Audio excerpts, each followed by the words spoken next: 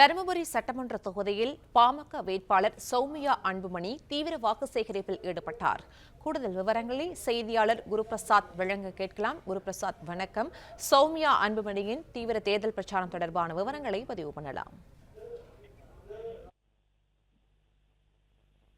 தருமபுரி சட்டமன்ற தொகுதியில் தேசிய ஜனநாயக கூட்டணி சார்பில் பாமக வேட்பாளராக போட்டியிடும் சௌமியா அன்புமணி நல்லமல்லி ஒன்றியத்துக்கு உட்பட்ட பொறவடை, முண்டாசு பொறவடை, வெத்தலகார கொட்டாய், ஜீவநகர் உள்ளிட்ட கிராமமாக சென்று பொதுமக்களை சந்தித்து தீவிர வாக்கு தேர்வு ஈடுபட்டு வருகிறார். அப்போது பேசிய சௌமியா அன்புமணி, தமிழகத்துல போதைப் பொருட்கள் அதிக அளவில் கிடைக்கிறது, இதனால் இளைஞர்கள் பாதிக்கப்படுகிறார்கள்.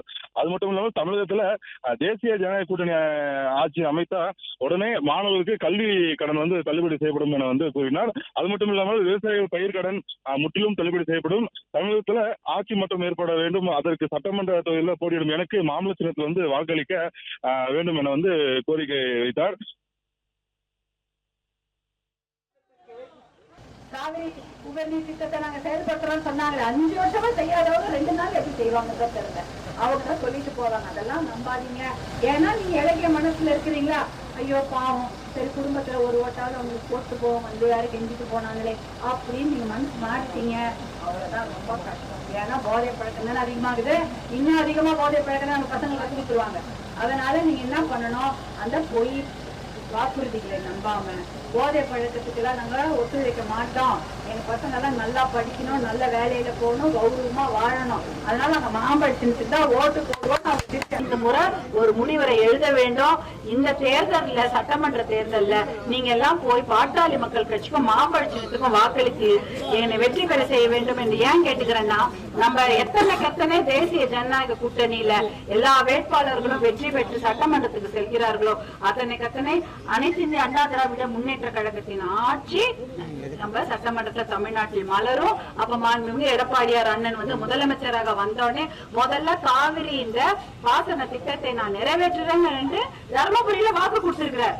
அவர் எப்படி சொல்றாருன்னா, அவர் விவசாயி, அவருக்கு தெரியும் விவசாயம்னா என்ன, குடிமராமத்துனா என்ன, ஏரி குளங்களை தூர் வாருவதுன்னா என்னன்னு. 5 வருஷமா ஒரே ஒரு ஏரி குளத்தை கூட திராவிட முன்னேற்ற கழக ஆட்சியில தூர் வாரல. அதுக்கு முன்னாடிதான் அவங்க தூர் வாரி இருக்காங்க. அனைத்து இந்திய அண்ணா திராவிட முன்னேற்ற கழக ஆட்சியில தான் பண்ணிருக்காங்க.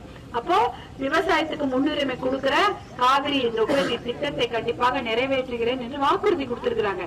அவர் அண்ணன் வாக்குறுதி கொடுத்தா அதை நிறைவேற்றுறதுக்கு எல்லா முயற்சியும் அவர் எடுப்பாரு, கண்டிப்பா அதை செய்யவும் செய்வார். அதனாலதான் என்ன வாக்குறுதி கொடுக்கிறார், பெண்களுக்கு 10,000 ரூபாய் எலெக்ஷன் முடிஞ்ச உடனே உங்க வங்கி கணக்கில் வரும். அனைத்து இந்திய அண்ணா திராவிட முன்னேற்ற கழக ஆட்சியில 10,000 ரூபாய் உங்களுக்கு எலெக்ஷன் முடிஞ்ச உடனே வரும். பெண்களுக்கு மாதம் ஊக்கத்தொகையாக 2,000 கொடுக்கப்படும். வயசானவங்களுக்கு 2,000 பென்ஷன் உயர்த்தி கொடுக்கப்படும். வீட்டுக்கெல்லாம் ஃப்ரிட்ஜ், ஒரு 3 கேஸ் சிலிண்டர் வருஷத்துல இலவசமாக தரப்படும். கல்வி கடன், அதுதானே எல்லாம் சொல்றாங்க. இவங்க என்ன சொன்னாங்க, நாங்க கல்விக்காக வாங்கின கடனை ரத்து பண்றோம்னு 5 வருஷம் முன்னாடி சொன்னாங்களா? ஒரே ஒரு கல்வி கடனை கூட ரத்து பண்ணல. அதுக்கு தேவையான ஒரு 60,000 கோடி ரூபாய் இருந்தா ரத்து பண்ணிருக்கலாம். ஆனா இவங்க 5 லட்சம் கோடி கடனை வாங்கிட்டு 60,000 கோடி கல்வி கடனை நம்ம கடனை ரத்து பண்ணல. அதுக்கு மேல கடனை வாங்கி வச்சிருக்கிறாங்க இந்த திராவிட முன்னேற்ற கழக ஆட்சியில. அப்போ கல்வி கடனை ரத்துப்படி செய்யறேன்னு எடப்பாடியார் அண்ணன் சொல்றாங்க.